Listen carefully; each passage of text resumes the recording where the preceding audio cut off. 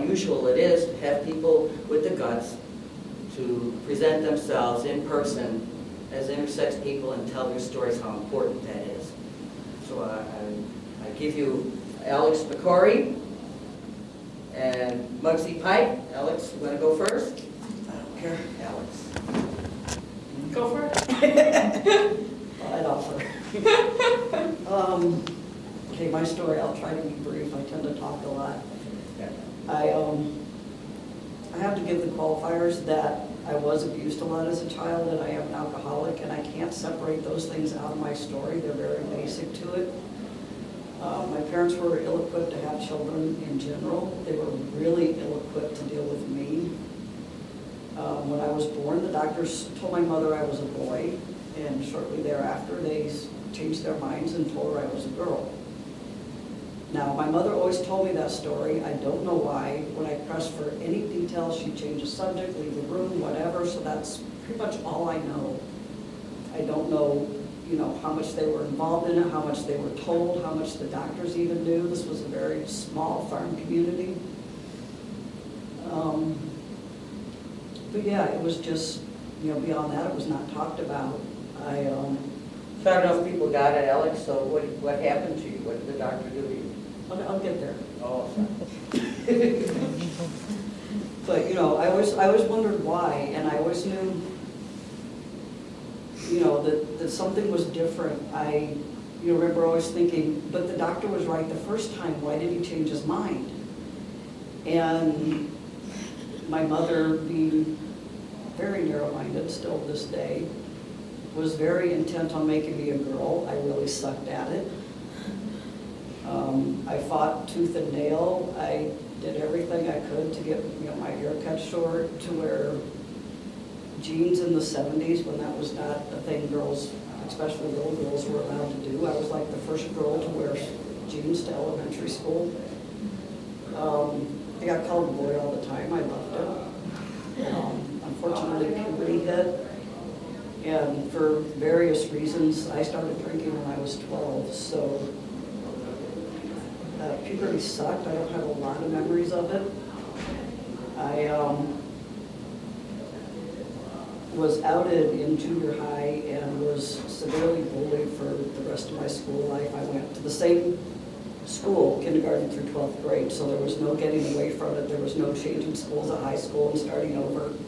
It was these same kids that had known me my entire life, and I pretty much had no friends, from junior high on.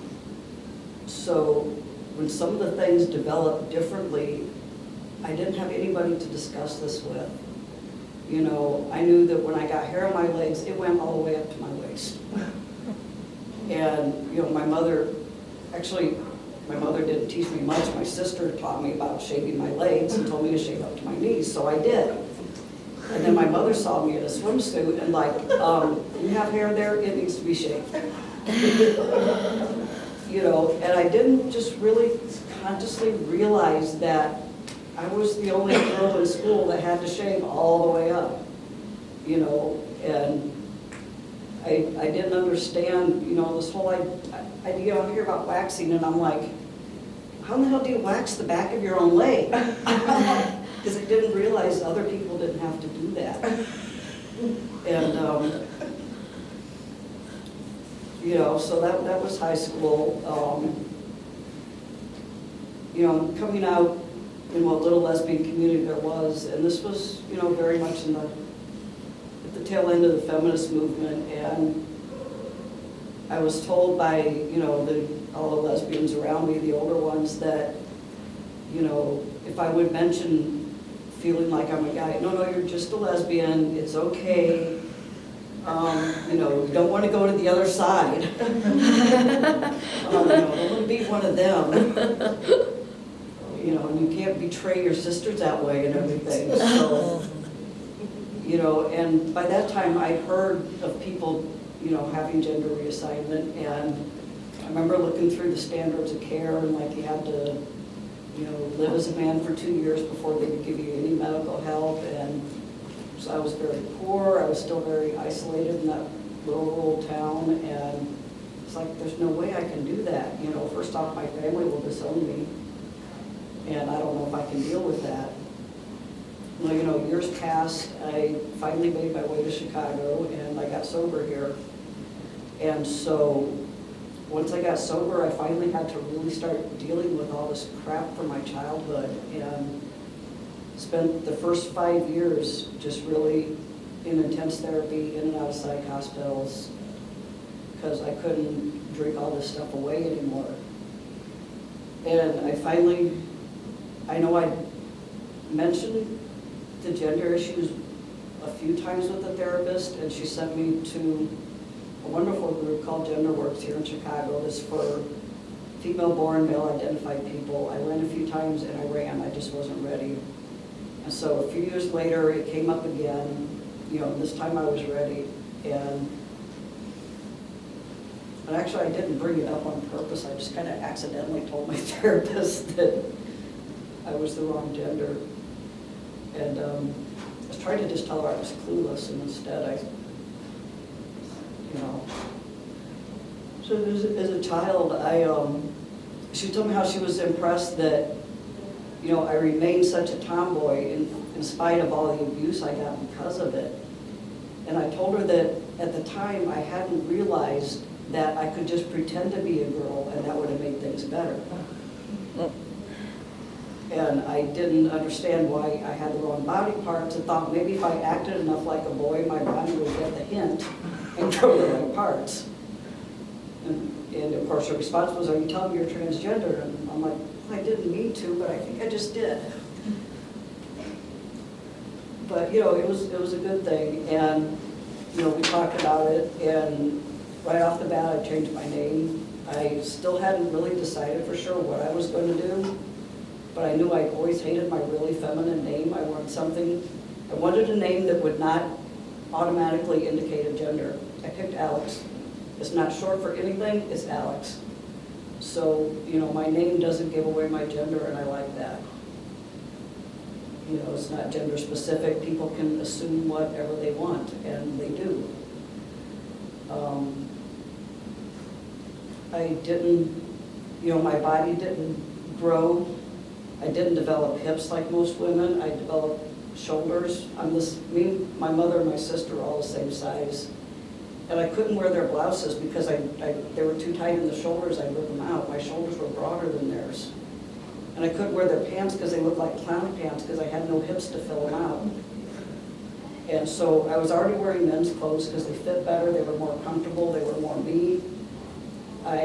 Growing up, I emulated men, so I didn't have to change my clothes. I didn't have to change my mannerisms. I pretty much just changed my name. And I had asked the doctor about Howard Brown about going on hormones, and she told me no because I have several other hormonal health issues going on, and she was afraid it would make me too unstable.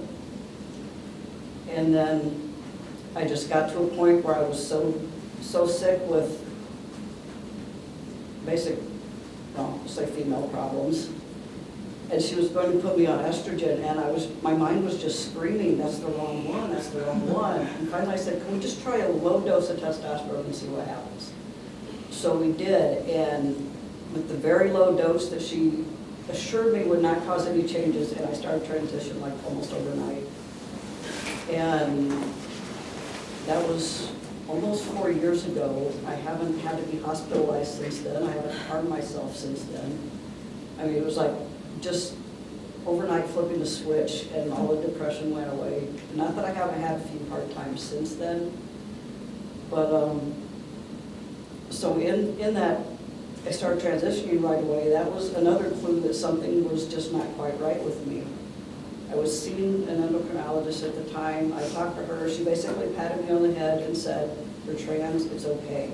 I'm like, that's not my point. There's something else going on here.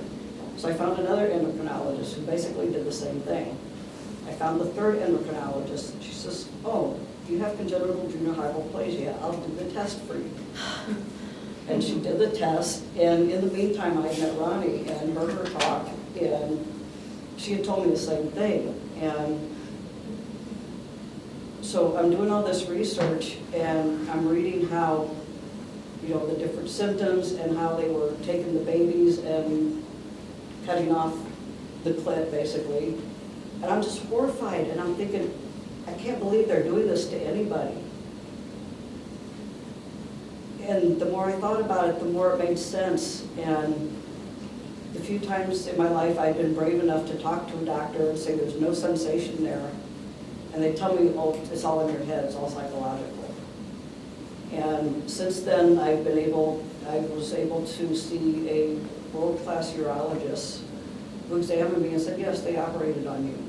They cut here, they removed all this, that's why there's no feeling there. And, you know, there's nothing that can be done to fix that. Once the nerves are cut, they're gone, they're dead. But at least I know it's not all in my head now, like I thought it was, you know. And I wasn't crazy. Now they're trying to make me crazy with this new DSM. They're trying to add a category for intersex people that don't agree with the gender they were assigned at birth. If they made you a female and you say, no, you're male, now they're trying to make you crazy. Or vice versa. If you were born male and they made you a girl and you're going, no, I'm a guy, you're crazy. And that's just insane. Yeah, but if you were born a guy, then how can you be identified as a lesbian today? I don't identify as a lesbian anymore. Oh, okay. That's confused, okay. Yeah, I did, but not anymore. Actually, since I've transitioned, my sexuality is kind of up for grabs too. I identify as queer now. But you were also saying that it's like not androgynous, but like you let people make up whatever they want, you know, or infer whatever they're gonna, you know, like kind of almost like, you know, like that Pat character in SNL. Yeah. And you're intentionally, so I mean, how do you? I loved Pat. Well, but it's just interesting because normally. I do identify as male because I'm in a binary society that insists that I pick one. I'm more comfortable with male, but I'm still very, very attached to my female past and not completely separate from that. And like I said, people gender me all over the map. I get tired of fixing it, correcting it, so I just let them do whatever. Were you attracted to women? I was. I still am. Okay. I haven't quit liking women, but I'm considering other options. And, you know, Good damn choice. at this point, I'm going to shut up and let Mugsie speak before we run out of time. And then if there's time left, we can ask more questions. Yeah, I'm gonna see if I can do this in 5 minutes. It's all right. No. Well, there's a thing Then after. nobody's going to take our room away from us. Yeah, okay, but I don't want to keep people from the thing after. Anyway, okay, so as Ronnie said earlier, there's a pretty broad spectrum of even within the intersex spectrum. Both of us have congenital adrenal hyperplasia, really different stories. I was really, really lucky in a lot of ways. My mom really didn't care about my gender presentation, and also was just really cool on queer things in general. She is straight, but she used to work at Marquette College, and she started the first LGBT group there in 1980. So before I was born, and so she already had a primer on these things, and really, it didn't bother her. I started coming out as bisexual, later would switch that label, but came out as bisexual when I was 12. And my mom's response was, yeah, well, I hope you weren't expecting me to be upset or something. We were in a fight, I was expecting her to be upset. So that was disappointing, but no, that was good. I started doing gay activism like right after that point, but started doing trans activism my freshman year of high school, and so I was familiar with that, but I knew that I wasn't trans. I always felt I felt like sometimes I was male, sometimes I was female, sometimes I was neither, and I knew that I didn't just want to switch. I didn't just want to be male, but I didn't feel like I was just female either. And my sophomore year of high school, I had just, actually no, it wasn't that long yet, sorry, chronology. Sophomore year of high school, I started having period problems. I had a 6-month period, like nonstop, which was horrendous. And so that's when we started having people look into my hormones. Because I don't have ambiguous genitalia, so that didn't come up. It's just hormonal with me. But so first I got put on a couple different types of birth control pills, which only made things worse. And then I started on testosterone suppressants. And right before I started on testosterone suppressants, I had only just been able to articulate my gender identity to myself because I didn't know any words for this. And so even though it was something I felt, I was really struggling with being able to articulate it to myself. And I had just been able to articulate this to myself when I started on the testosterone suppressants, which nobody ever told me would have any emotional side effects, and they do.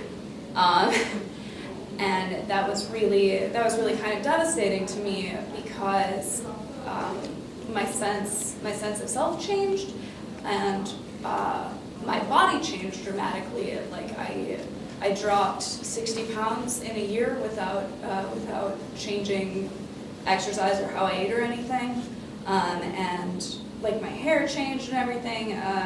It was just a really very quick, dramatic response to it, and so the way that everybody was treating me was also really different.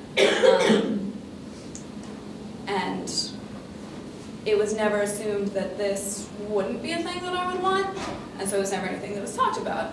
And that was just emotionally upsetting. And then my freshman year in college, I was in a class on trans and intersex people, and just reading a textbook, and it was talking about people with CAH. And I was looking at it, I was like, well, that's me, and that's me, and that's me, and that, hang on. And I've been on testosterone suppressants for 3 years at this point, but, or, well, now more, but at that point. And so I went home and I looked at it more and I thought, yeah, this is probably me. And it was such a relief to be able to have some sort of framework for this, and know that it wasn't just me, and it wasn't just me making things up, and I wasn't the only person. And so I started talking to my mom and some of my friends about that, but I was still really afraid to ask my doctor because it was so comforting to think that there was this place that I fit. And so if I asked my doctor if that was what I had, because I don't have classically presenting form, so which is to say I don't have ambiguous genitalia, so I was afraid to ask if that's what I had because she could take that away, because she could say like, no, you're not intersex enough. And I didn't want that. I didn't want to have nowhere that I fit into. And I had been talking to my mom about this, and she was there at the doctor's office with me just to record what was going on so that I didn't have to keep track of it. And she wound up asking because I was too afraid to. And it was just like, wait, no, okay. And my doctor was just like, oh yeah, that's what you have, which would have been great to know earlier. I love my doctor. I did talk to her about that afterwards, and she has since changed her mind on what she should have done, which is really cool. And so she won't do that again and actually listen.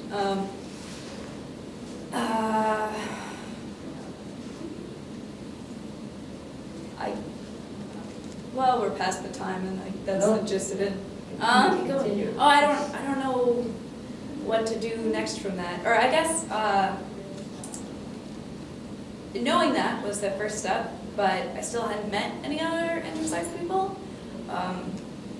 And an ex-girlfriend of mine, when we were together, was very smart and went and looked up to see if there were any intersex groups, and this one had just been started. And that was really emotional, just nice to know that there were other people that I could actually meet, and they existed in more than just on my computer or in a book. I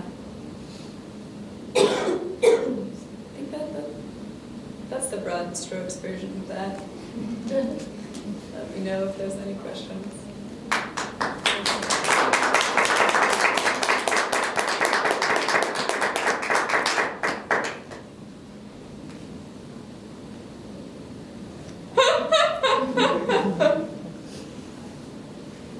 I mean, one question.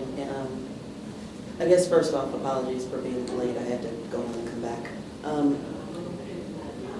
And apologies if you mentioned this at the beginning, but pardon my ignorance, is there a difference like between intersex and trans? And if so, could you briefly?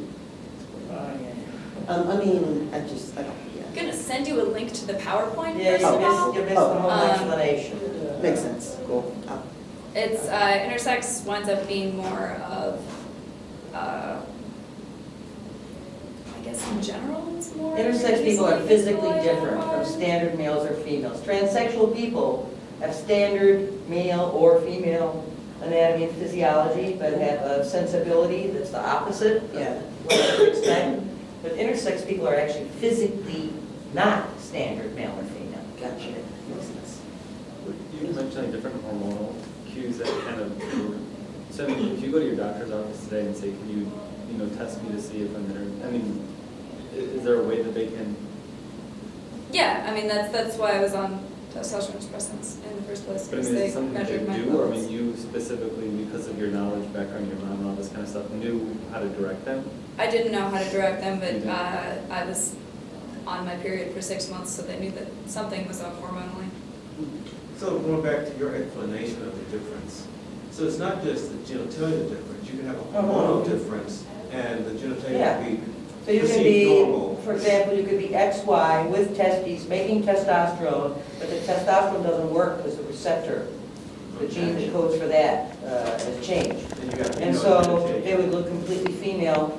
Okay. Internally, they don't have any reproductive organs, but externally, they look like regular females, and they always feel like regular females.